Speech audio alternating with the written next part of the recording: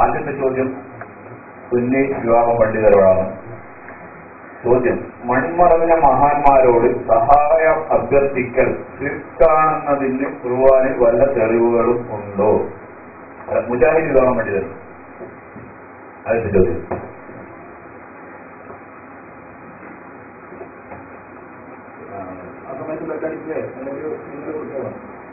മഹാന്മാരോട് സഹായം അഭ്യർത്ഥിക്കൽ ശിർക്കാണെന്നതിന് ഖുർആനിൽ വല്ല തെളിവും ഉണ്ടോ?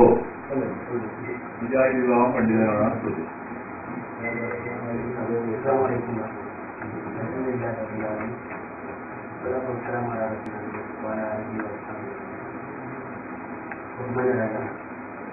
പണ്ഡിതന്മാരെ നേതാക്കളെ സഹോദരങ്ങളെ വളരെ പ്രധാനപ്പെട്ട ഒരു ചോദ്യമാണ് ഉന്നയിച്ചിട്ടുള്ളത്. അതിന് രണ്ട് കാര്യങ്ങൾക്ക് ഉത്തരം പറയേണ്ടതുണ്ട്. ഒന്ന്, മൺമറഞ്ഞ മഹാന്മാരോടുള്ള സഹായം. അത് ശിർക്കാണോ എന്ന് പറയാം, അതിന്റെ കൂടെ ശിർക്കെന്താണെന്ന് പറയാം. ഇതിന് ഖുർആന്റെ തെളിവാണ് ഉദ്ധരിക്കാൻ ആവശ്യപ്പെടുന്നത്. എനിക്ക് ലഭിച്ചിരിക്കുന്ന സമയത്തിന്റെ പരിധിക്കുള്ളിൽ നിന്നുകൊണ്ട് ആദ്യമായി സംസാരിക്കാനുള്ളത് ശിർക്കിന്റെ ഗൗരവത്തെക്കുറിച്ചാണ്. വിശുദ്ധ ഖുർആൻ ഒരിക്കലും പൊതുവില്ല എന്ന് പറഞ്ഞ ഏക ഭാഗം ഖുർആൻ. ഖുർആനിൽ വളരെ വ്യക്തമായി പറയുന്നു, പിന്നെ സഹായ അവസരമായി ഇഷ്ടപ്പെടുന്നു. ഒരു അവസരം മാത്രമുള്ളതായി കഴിയുകയല്ല. പടക്കം വരാൻ ചെറുക്ക് ഒരിക്കലും കൊടുക്കില്ല. അതല്ലാത്ത പാവങ്ങൾ അവർ ഉദ്ദേശിക്കുന്നവർക്ക് പുറത്തു കൊടുക്കുന്നു.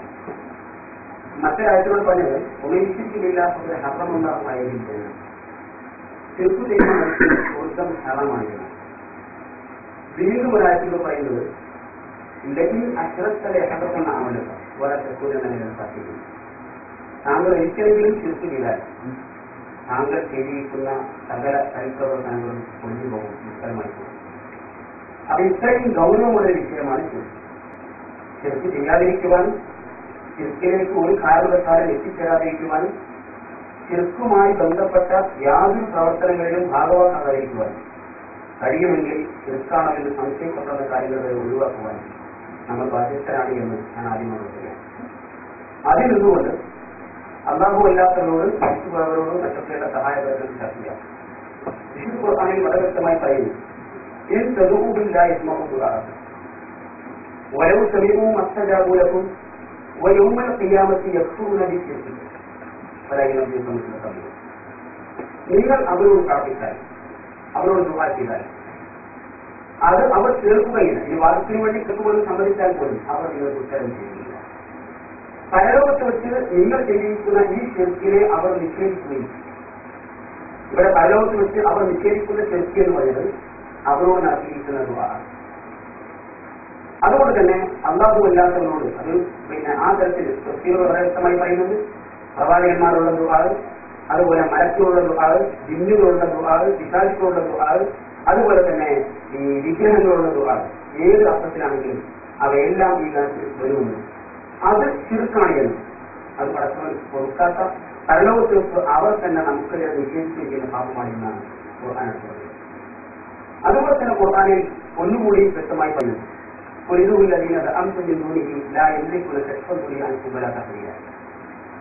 അല്ലാഹു അല്ലാത്തവരോട് നിങ്ങൾ ദുആ എടുക്കാമെന്ന് വാദിക്കുന്ന ആളുകളെ നിങ്ങൾ പ്രാർത്ഥിക്കുക, അവരോട് പ്രാർത്ഥിക്കുക. നിങ്ങൾക്ക് ബാധിച്ചിരിക്കുന്ന വിഷമം അകറ്റുവാനോ അതിനൊരു മാറ്റം വരുത്തുവാനോ പോലും അവർക്ക് സാധ്യമല്ല എന്നാണ് ഖുർആൻ പറയുന്നത്. അപ്പൊ അവിടെയും ഈ ദുആനെ കുറിച്ച് അല്ലാഹു അല്ലാത്തവരുടെ ദുആനെ കുറിച്ചാണ് സംസാരിക്കുന്നത്. ഈ തരത്തിൽ ഒമൻ അവരിൽ നിന്ന് എതിർക്കൊന്നില്ല എന്ന് പറയുന്നത് ഖുർആൻ വീണ്ടും ഓർക്കുന്നുണ്ട്. അല്ലാഹു അല്ലാത്തവരോട് ദുആ എടുക്കുന്നവരെക്കാൾ ഏറ്റവും വഴിവിടച്ചവർ ആരാണ് എന്നാണ് ഖുർആൻ പറയുന്നത്. അവിടെ എന്തുകൊണ്ട് എന്നതിനെ പ്രത്യേകമായി പറയുന്നത് നമ്മൾ പ്രാർത്ഥിക്കുന്നതിൽ നിന്ന് അവർ അശ്രദ്ധരാണ് എന്നാണ്. അപ്പൊ നമ്മൾ പ്രാർത്ഥിക്കുന്നതിനെ തൊട്ട് അശ്രദ്ധരായി കഴിഞ്ഞു പോകുന്ന ആളുകളെ ആരൊക്കെ ഉൾപ്പെടുമെന്ന് ഇമാം റാസിയെ പോലെയുള്ള മഹാരഥന്മാരായ പണ്ഡിതന്മാരെ രേഖപ്പെടുത്തിയിരുന്നു. അതിൽ ഈസാനബി അടക്കമുള്ള മുൻകാല പ്രവാചകന്മാരും അതുപോലെ മനുഷ്യർ ആരാധിച്ചു പോകുന്ന എല്ലാ വിഭാഗവും അതിൽ ഉൾപ്പെടുമെന്നാണ് വ്യക്തികൾ. അതുകൊണ്ട് അല്ലാഹു അല്ലാത്തവരുടെ ദുആ അത് മരിച്ചു പോകുന്നവരാകുമ്പോൾ അല്ലെങ്കിൽ അത് ശിർക്കാണെങ്കിലും അല്ലാഹു കൊടുക്കാത്ത ഭാഗമാണെങ്കിലും അതുകൊണ്ട് മുസ്ലിം സമൂഹം വർദ്ധിക്കേണ്ടതാണ് എന്നുമാണ് ഞങ്ങൾക്ക് ഈ വിഷയത്തിൽ മറുപടിയായി ചിന്തിക്കാറുള്ളത്.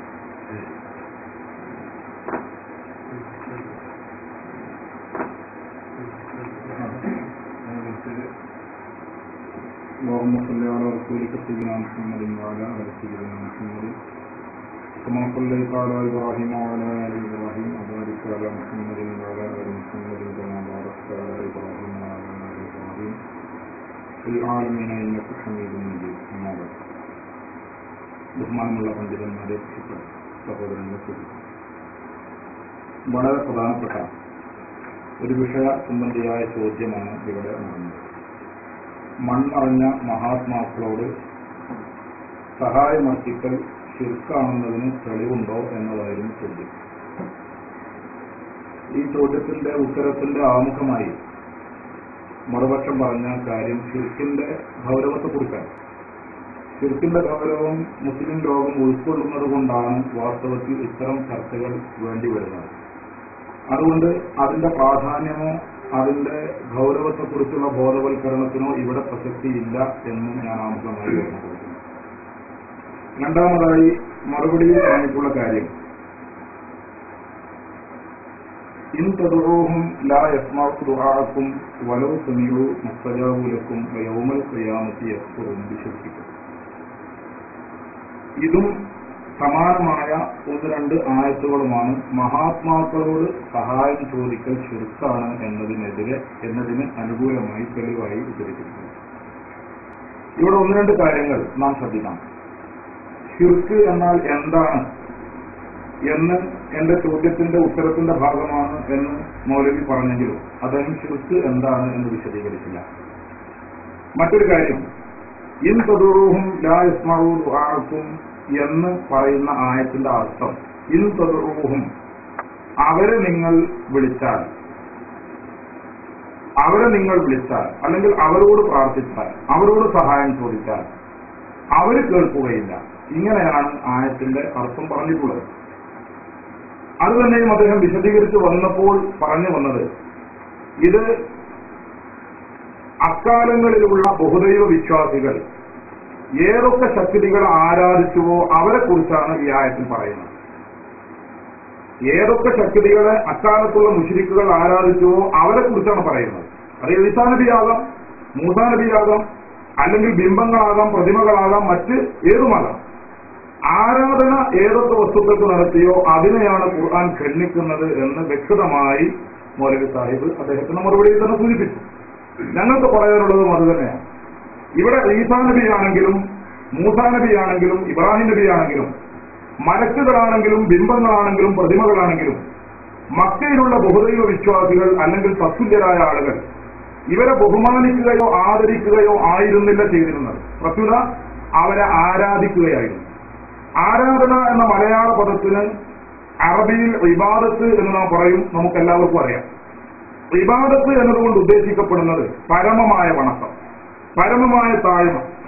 ഒരു വണക്കം പരമമാകുന്നത് എന്റെ മാതാവിന്റെ മുമ്പിൽ, എന്റെ പിതാവിന്റെ മുമ്പിൽ, എന്റെ ഗുരുനാഥന്റെ മുമ്പിൽ ഞാൻ വിനയം പ്രകടിപ്പിക്കുന്നത് അവർക്കുള്ള ആരാധനയല്ല, അവരോട് ബഹുമാനം പ്രകടിപ്പിക്കുന്നത് അവർക്കുള്ള ആരാധനയല്ല. മറിച്ച് ചെറുതോ വലുതോ ആയ ഏതൊരു വിനയവും ചിലപ്പോൾ പരമമായ വണക്കമാകും. ചെറുതോ വലുതോ ആയ ഏതൊരു വിനയവും ചിലപ്പോൾ പരമമായ വണക്കമാകും. അതെങ്ങനെയാണ്? വണങ്ങുന്ന വ്യക്തി വണങ്ങപ്പെടുന്ന ശക്തിയെക്കുറിച്ച് എന്ത് വിശ്വസിക്കുന്നു എന്നതിന്റെ അടിസ്ഥാനത്തിലാണ് ശിർക്കും തൗഹീദും അല്ലെങ്കിൽ ഒരു വണക്കം ഇബാദത്താകുന്നതും ഇബാദത്തിന്റെ പരിധിയിൽ നിന്ന് പുറത്തു പോകുന്നതും. അതോടൊപ്പം നാം ചേർത്ത് വായിക്കേണ്ട ഒരു കാര്യം, പ്രാർത്ഥന എന്നത് ഇബാദത്തിന്റെ പരിധിയിൽ വരുന്നതും അല്ലാത്തതുമുണ്ട്. പ്രാർത്ഥന എന്നത് അല്ലെങ്കിൽ സഹായാർത്ഥന എന്നത്, ഇസ്തിഗാസ എന്നത്, ദുആ എന്നത് ഇബാദത്തിന്റെ പരിധിയിൽ വരുന്നതും അല്ലാത്തതുമുണ്ട്. ഇബാദത്തിന്റെ പരിധിയിൽ വരുന്നത് ഏതാണ്? ഉദാഹരണത്തിന് ഞാൻ പറയാം, മുഹിയുദ്ദീൻ ഷെയ്ഖെ രക്ഷിക്കണമേ എന്ന് ഞാൻ സഹായാർത്ഥം നടത്തുന്നു മരിച്ച മഹാത്മാവാണ്. ആ മരിച്ച മഹാത്മാവിനോട് സഹായാർത്ഥം നടത്തുമ്പോൾ മുഹിയുദ്ദീൻ ഷെയ്ഖ് റബ്ബാണ്, ദൈവമാണ്, ആരാധ്യനാണ്, മഅബൂദാണ്, സ്വയം പര്യാപ്തതയുള്ള ശക്തിയാണ് എന്ന വിശ്വാസത്തോടെയാണ് മുഹിയുദ്ദീൻ ഷെയ്ഖിനെ വിളിക്കുന്നതെങ്കിൽ അത് പ്രാർത്ഥന, സാക്ഷാൽ പ്രാർത്ഥനയാണ്, ഇബാദത്താണ്, ശിർക്കാണ്. അതേസമയം മുഹിയുദ്ദീൻ ഷെയ്ഖ് അള്ളാഹുവിന്റെ മഹാത്മാവാണ്, കറാമത്തുണ്ട്, ആ കറാമത്തിന്റെ അടിസ്ഥാനത്തിൽ മുഹിയുദ്ദീൻ ഷെയ്ഖ് സഹായിക്കും എന്ന വിശ്വാസത്തോടെയാണ് ഈ സഹായാർത്ഥനയെങ്കിൽ അതിന് പേരെന്ത് പറഞ്ഞാലും, പ്രാർത്ഥന എന്ന് പറഞ്ഞാലും, സഹായാർത്ഥന എന്ന് പറഞ്ഞാലും, ഇസ്തിഗാസ എന്ന് പറഞ്ഞാലും അത് ശിർക്കാവുകയില്ല. അപ്പൊ അതുകൊണ്ട് പറഞ്ഞതിന്റെ ചുരുക്കം, വിശുദ്ധ ഖുർആനിൽ സൂചിപ്പിക്കുന്നത് മക്കയിലെ മുശ്രിക്കുകൾ ആരാധിച്ച ദൈവങ്ങളെ കുറിച്ചും അവരെ വിളിച്ച പ്രാർത്ഥനയെ കുറിച്ചുമാണ്. സുന്നികൾ മുസ്ലിമീങ്ങൾ നടത്തുന്നത് ആരാധനയല്ല, മറിച്ച് ആദരവാണ്. മഹാത്മാക്കൾ അവരുടെ കറാമത്തിന്റെ അടിസ്ഥാനത്തിൽ സഹായിക്കുമെന്ന വിശ്വാസത്തോടെ അവരോട് സഹായം ചോദിക്കുക മാത്രമാണ് ചെയ്യുന്നത്. അതുകൊണ്ട് ചോദ്യത്തിൽ പരാമർശിച്ച ശിർക്കിന് ഒരൊറ്റ ആയത്തും തെളിവായി ഓടിയിട്ടില്ല.